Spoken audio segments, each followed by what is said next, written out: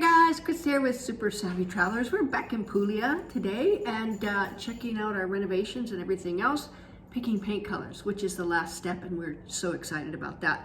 But I wanted to chime in a little bit. You know, there's a whole lot of uproar and interest around these €1 Italian houses, and in fact there was an article just written that quoted us, and I'm going to put the link down in the details so you can go read it. It's pretty interesting, and I like what they said and what they quoted us on because they're important things. The mayor of Musa Melody is stating that they've sold over 400 €1 Italian houses. Now, there's a few things that don't make sense to me, and probably I'll do more research on it, but if you guys want to chime in the comments and whatnot and let me know if you bought one of these houses.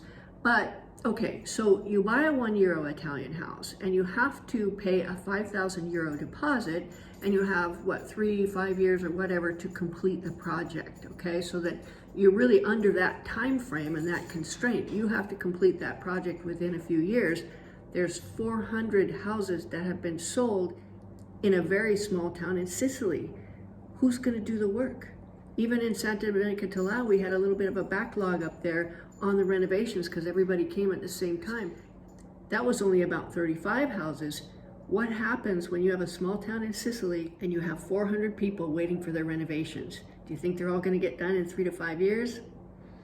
I don't think so. So if anybody has an answer to that, please weigh in the details, but that's something you really have to keep in mind.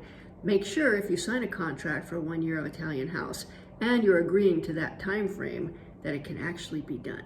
There you go, guys. See you soon.